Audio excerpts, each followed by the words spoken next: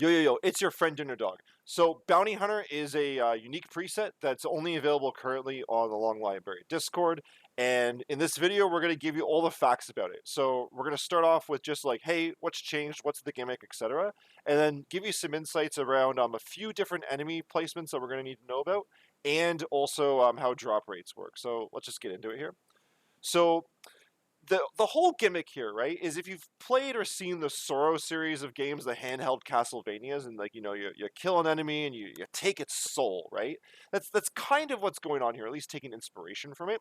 So to beat the game, you still need to get all five Vlad relics. And normally what happens is you go through the castle and you find them. Just like, you've seen other videos in the series, you go to these green dots here and you'll find a relic. And now, what's changed in this preset is that instead of just finding these relics around the castle, you have to find them by killing enemies. All right, you slash them and they die, right? And then they might drop a Vlad relic as a result. So that's the gimmick here. Now, how do you know what enemies to kill? Because that is random. So the way you know is through familiar cards. You're gonna see it here in the relic menu here, but you grab like the fairy card. Instead of being called fairy card, it's gonna be called like eye card or tooth card, something like that. It is consistent. I don't know it off the top of my head, but and then so you go into the relics menu and you see that it says eye card, and then it'll say what enemy to kill. So in this case, the Rock Knight. So if I kill the Rock Knight a whole bunch of times, I will get the flat relic, and that's good. That's going to reveal the secret to me, right? Now, if you don't know where the Rock Knight is, or like there's like a million variants of skeletons, that's fine, because like if you're playing casually, you can do whatever you want. But in racing, you are allowed to Google these things. So like obviously, if you've got the knowledge on top of your head, you'll be faster. But if you're like looking at something, it's like, oh, I've never seen this before. I don't know the name, or it seems ambiguous. You can Google it. The wiki's usually pretty good. Not always, but it's pretty good. So yeah, you are allowed to use Vlad relics.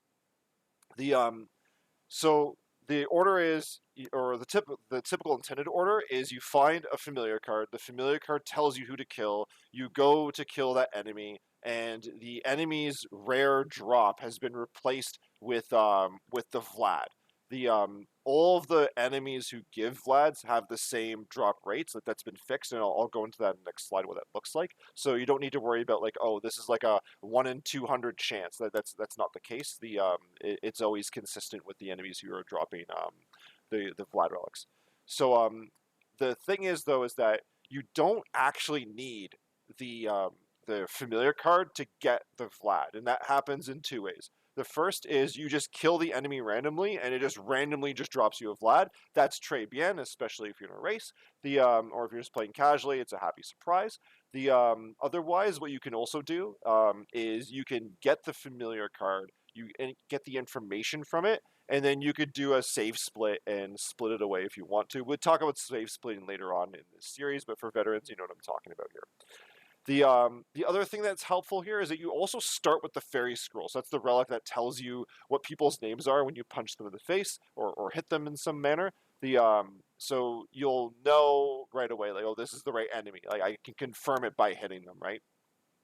Okay. So that's the main gimmick. You're getting familiar cards who are telling you who to kill. You go and kill those enemies. They give you Vlad relics. You get all 5. You can fight Shaft and Dracula and beat the preset. That's the TLDR.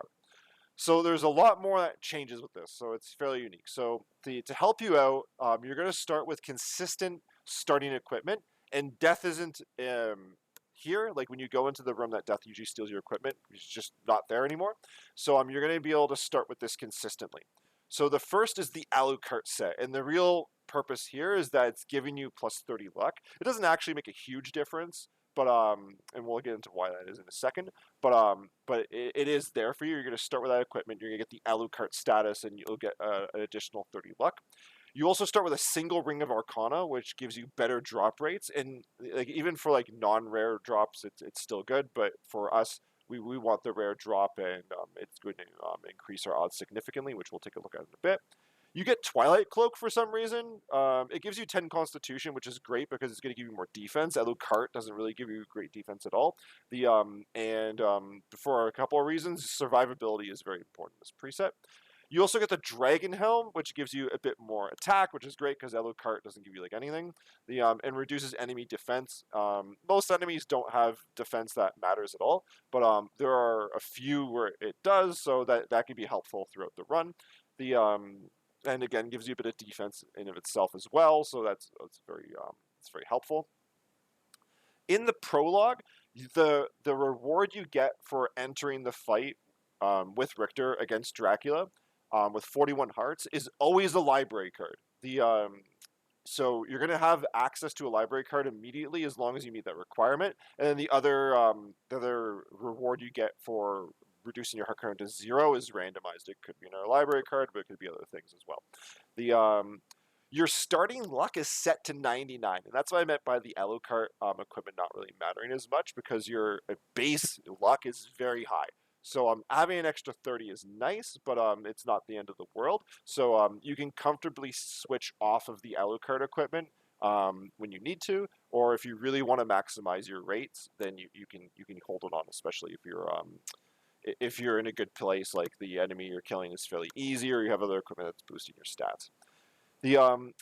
So the other thing to keep in mind, because we're talking about like fairy card and stuff like that, or the fairy scroll, is that for Cube of Zoe, you don't start with it, but it really doesn't matter. So Cube of Zoe, for like, how it's been described to me for technical reasons, this isn't necessarily a design decision, but a few things had to be done to make this preset all work.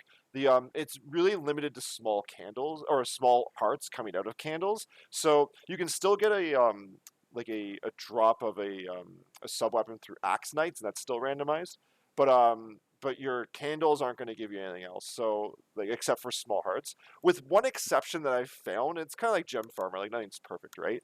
But in the opening hallway where the wargs are, or later on the zombies, those seem to drop other things. I don't know if that's randomized though. When I've got it myself through playing, it's like I have got a sub weapon, and it was always the axe. I don't know if that was a coincidence or not, but even still, having an axe can be pretty good. You're getting some anti-air, especially in some of the enemy farms, could be useful. But in general, especially if you've already gone through the starting area and you don't intend to go back because you've already checked entrance relic, or just going to gamble it away or whatever, or you just don't care. Just know that Cube of Zoe will not have the same benefit that you normally would get from it. Okay, so we can see from where the squares are, nothing's changed with the relic locations, at least in terms of the ones that you can pick up normally. Obviously outside of the enemy drops. So it's guarded. The item stats don't change; they're all vanilla, and the minimum complexity is 5. Now, really, if you're just on the 100 level series and haven't looked at anything else, just don't worry about this. If you're a more advanced player, you can kind of play it like casual a little bit. There's going to be lots of opportunities for bait, but it is what it is. You can at least have a good sense by doing some counts whether or not the card you've picked up is the final, or is potentially the final progression step, or you need to do more progression. That's probably the best way to look at it. It's like, okay, I know I'm not 5. I know I need to go deeper in a potential complexity chain. But there's not a long chain because of how it works. Again, there's other videos that talk about this, and if you're just starting out, this is the last thing you need to worry about. The other thing I'll add with this is that the final card, or the complexity goal for how the logic of the preset works, is for either the final level of cards, like the relic cards, the familiar cards, and or holy glasses. But it doesn't include, like, I get a familiar card and that enemy is behind like a mist gate or something like that, right? It doesn't account for that. So you may have to go deeper than the minimum complexity of the seed requires in rare circumstances, because the enemy you need to kill happens to be behind some other form of progression. Okay. So the other main gimmick of this preset is that the idea is it's almost like the inverse of Scavenger, where Scavenger has it where enemies don't drop anything and you need to go through the castle to find items. In this circumstance, there are no items in the castle at all, except for what enemies drop, and that includes the shop. So the shop is just full of empty hands. So you don't need to worry about money, even though money is acquirable. So you just are relying on enemy drops. So like your luck and using like Alucard or specifically the beginning of the seed can help get you more stuff. You're not going to find it on the ground. There's also no food or gem drops. Now, gem drops make sense because what's the point? You can't buy anything anyways. Food, I don't think was a design decision. I think like technically they had to replace something to get the Vlad relics to drop off enemies, and they decided food was the best way to do that. So no food drops, but it does add to the intrigue of the preset because you can't buy stuff, you can't find stuff on the ground, and there's no food. And because we need to kill enemies like anywhere in the castle, there are a number of areas where we're kind of be away from save rooms. So having no food makes this preset like the difficulty of it is like your survivability in some cases, and we'll talk about more when we talk about strategy. But the like if you find a potion drop, that can be very good. Elixir is even better, right? And keeping a track of how in danger you are or potentially in danger if things go wrong can really make a difference in your run of bounty hunter. Now, especially if you're playing casually, if you're not racing and you just want to get through this bad boy, the bestiary or enemy list in the library will tell you what drops, right? So like you could say, okay, like, like what does the skeleton drop? And if it's useful, go farm the skeleton for a bit or any other enemy, right? It can reveal some really cool items. The only thing is it's a bit of a time sink to both go through the bestiary to understand like where things are, and then go out of your way to farm that enemy, right? So it's probably not the great for racing, but playing this casually can be really helpful, especially if you're kind of on Baltic Avenue with items. Okay, so because a number of things are getting removed in terms of like you go to relic locations, there may not be anything because you're not going to find a Vlad relic there, and there's a couple of nuanced things as well. Some things have been replaced. So if the randomizer would have normally put a Vlad relic at a location, let's say like the Soul of Wolf location here, it will replace that with a library card instead. So when we think about, we start with a library card, and there are 5 Vlad relics, or we can start with a library card if we do the prologue reward, and there are 5 Vlad relics normally in the game, and those are all replaced with library cards. We know that the seed has 6 guaranteed library cards in it, right? So that's really useful for us for routing and getting around. So use that accordingly, and you can be a bit more aggressive with your library card use because you know you're going to get more later, or potentially more later. Enemies can still drop them as well. The nose demon and the sprite card have also been replaced. So there's 7 what should we call it? There's 7 what should we call it? The familiar cards. Yeah, that's the word I'm looking for.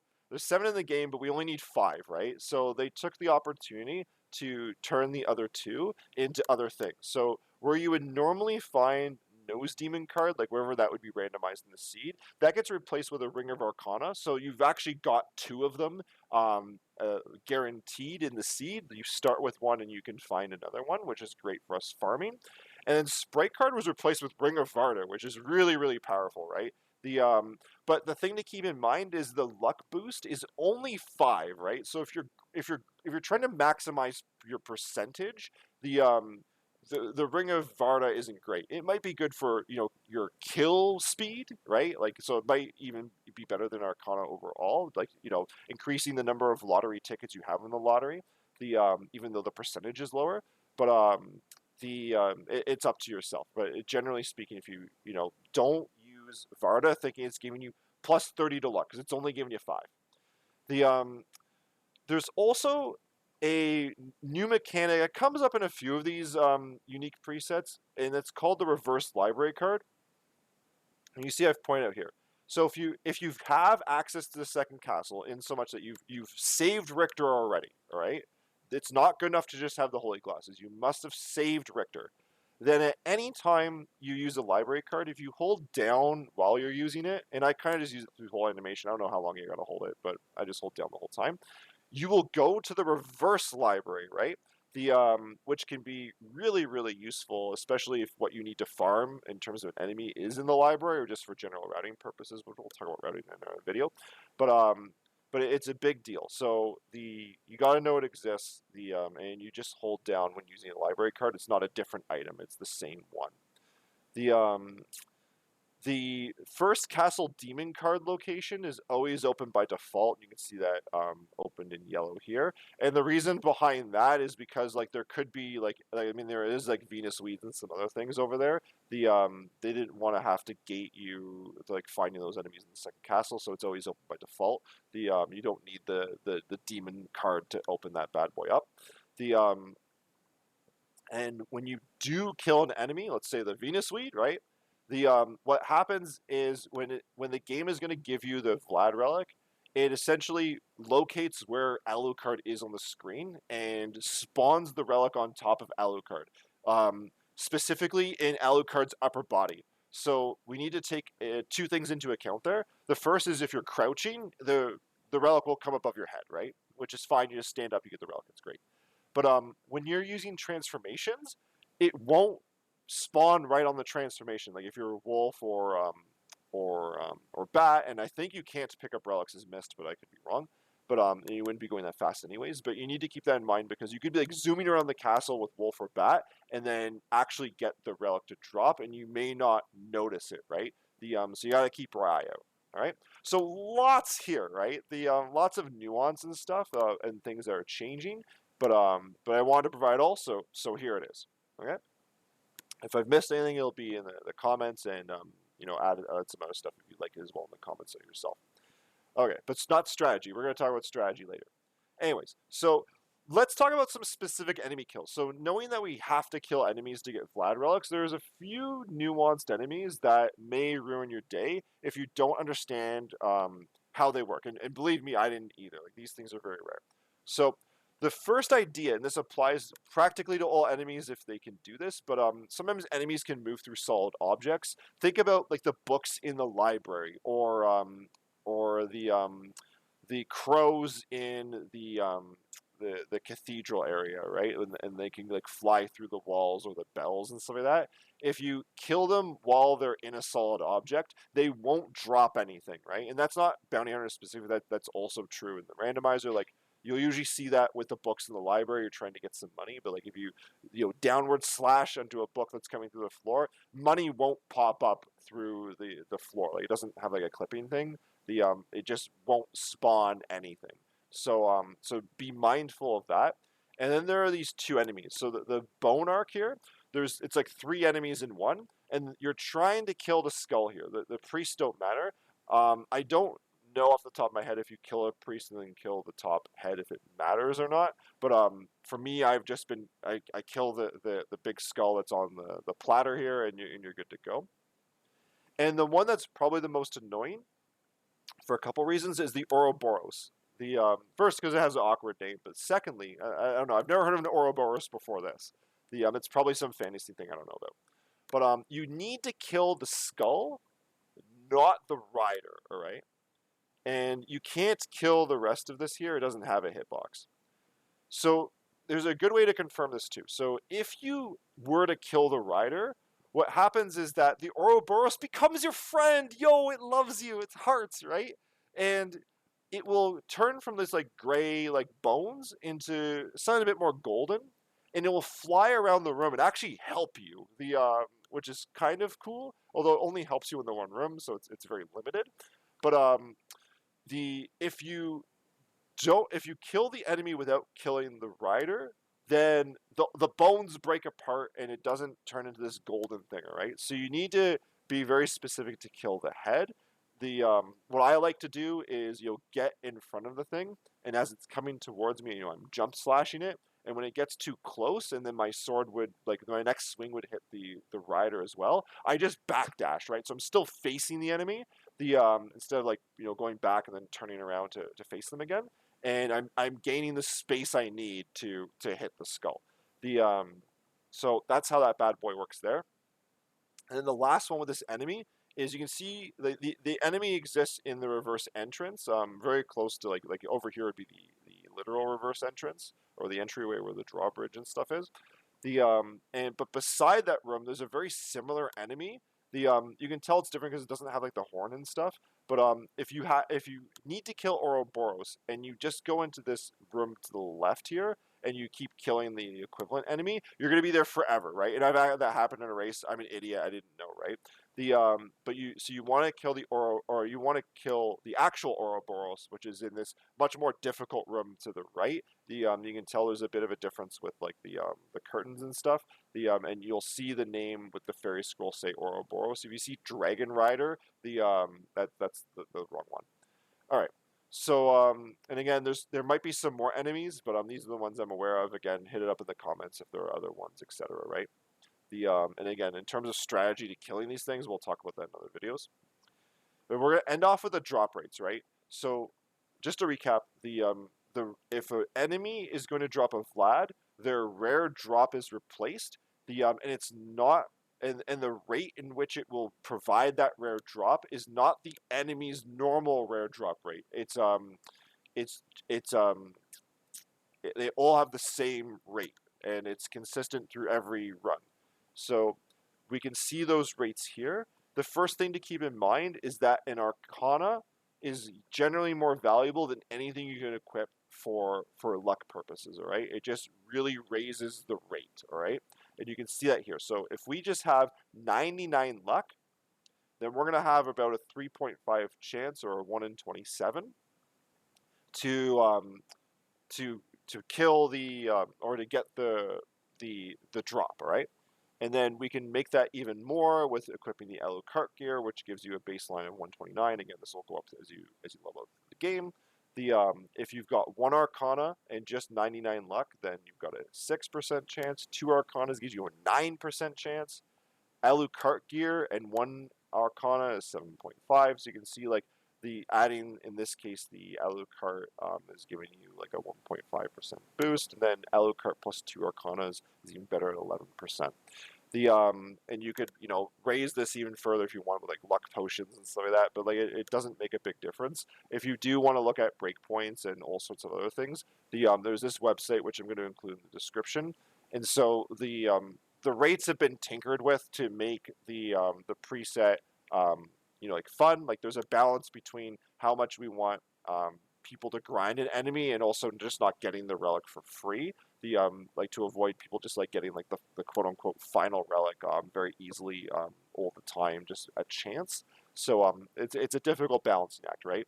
So what they've done is they've taken the Discus Lord's uncommon drop rate here. So you can see here I've got 190 or 129 luck. I've got 2 rings of Arcana, and so that is our percentage here, the 1 in 9, and we can see that confirmed over here, and it's about 11%. And really, in reality, it's 10.68, but it's close enough. Hashtag rounding. So if you want to know, like, hey, like, what would I need to do to get a higher rate? This website can help you with that. And if there's any nuance discovered, we'll include it in the comments and stuff, of course. But that's it for this video. Sorry it's a bit long, but there's a lot to talk about here.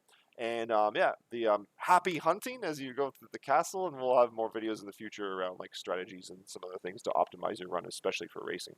But yeah, we'll see you in the next one. Cheers, eh?